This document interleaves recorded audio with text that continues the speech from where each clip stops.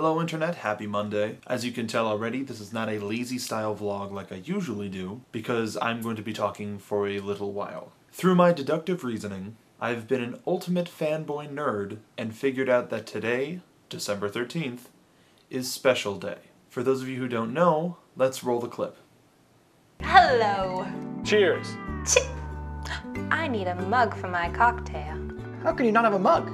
I mean, today of all days. Yes, Lala, today is Special Day. It's Special Day! How could I let that slip my You mind? can subscribe to this as an iCal event.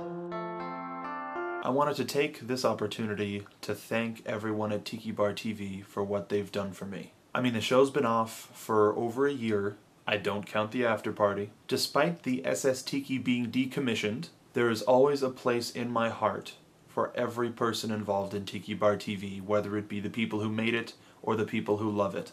Without Tiki Bar TV, I wouldn't be where I am today, and for that, it will always have my eternal gratitude. I'm going to try to make this as concise as possible, but this is my story. So freshman year of college, which was about 4 years ago, two of my friends in a theater class showed me two podcasts, Bus Pirates and Tiki Bar TV. I'll never forget it. They showed me Legalese. I was so confused, but laughing. I found it to be interesting. This was free?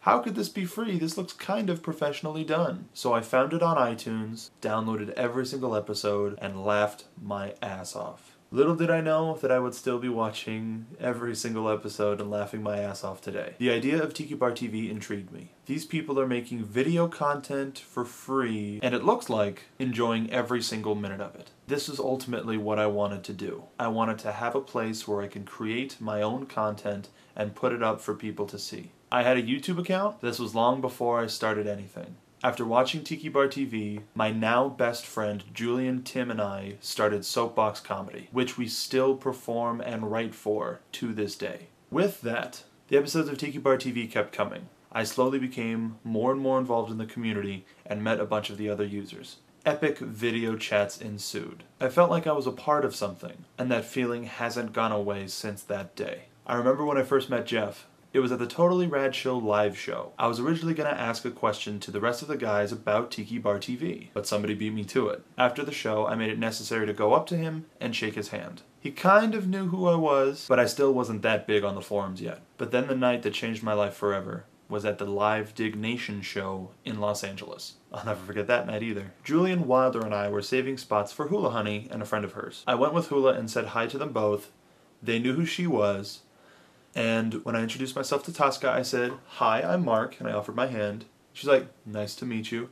And I went, "Soapbox Mark," and she, "Hey!" And Jeff took me around and introduced me to like the CEO of Dig. But the overwhelming openness that Jeff and Tosca showed me just for being fans of their show, just for enjoying their work, it was a little staggering. It cemented in my mind that I wanted to be involved in new media. Amazing thing. So my presence on the boards gets higher and higher. I still check back every now and again. It's still bookmarked.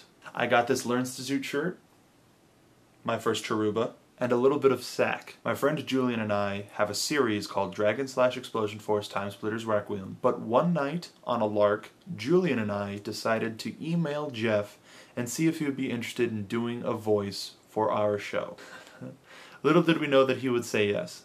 We sent him the script. And when I got the audio back, let me just say, every time I hear it, whenever I watch the episode, a huge smile gets on my face, just because the kindness, as well as just hearing the voice come out of that character, mind-blowing. I mean, who are we? We were two kids on YouTube. We still are two kids on YouTube. But Tiki Bar was still being made, and I was still enjoying it.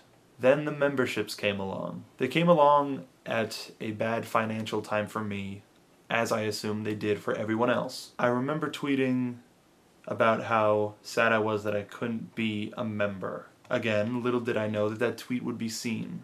I received an email that said, "Regardless of your financial situation, you should be included in our inaugural members." And to this day, I still carry around in my wallet my membership card.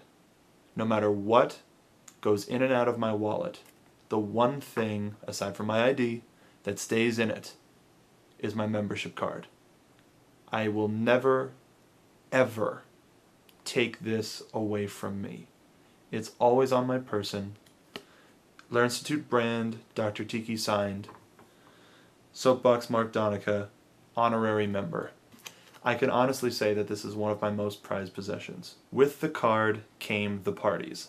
Or should I say party. The one members party that I went to was probably one of the most fun nights I've ever had in my entire life. Canoodling around with Jeff and Julian, meeting a lot of the other members, and just being on the SS Tiki, while contemplating jumping off of the stairs onto the crash pad, which was very close to happening. The 4th of July party came, another one of the most fun nights of my life. Sadly, Jeff was not there, but I had the chance to include my girlfriend Andrea and my other friend Wilder in our Tiki Bar romping fun. Apart from trying to be confused with Johnny, I had a riot of a time that I remember half of, but the pictures fill in the blanks. Little did I know that this would be the last time I would step foot on the SS Tiki.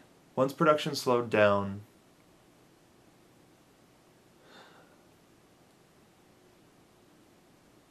so did my heart. I thought that this thing that I had been following for years was coming to an end and I wouldn't have a chance to see these people again. What can I say? Alcoholics are dedicated. I've been bar hopping with several members of the Tiki community, including cast members. I still owe Kevin a drink. And a pizza. This has gone a little long, so I'm going to try to wrap it up as much as I can. If it weren't for Tiki Bar TV, I wouldn't know what I wanted to do with my life.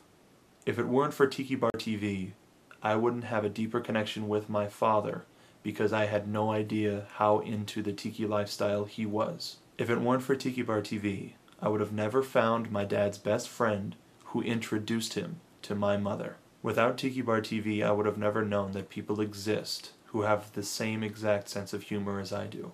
If it weren't for Tiki Bar TV, I wouldn't have found an outlet for my creativity. If it weren't for Tiki Bar TV, I would never have an outlet for when I was bored at work. This is just a fraction of how grateful I am towards Tiki Bar TV, as well as a fraction of the memories that I have as a result of its creation. I wanted to take this special day to thank every single person involved and warn them what it's like to have me as a fan. I recently made a purchase at the Spreadshirt store, and it's not going to be the last. And I want to make an honest member out of myself and purchase a membership. It's the least I could do for feeling like a part of a family. To Jeff, Tosca, Mike, Kevin, Lara, Gio, and everyone involved in Tiki Bar TV, thank you from the bottom of my heart. Without you, I would not be where I am today, and I would not know what I wanted to do with my life. I hope you have a good special day. Cheers and mahalo.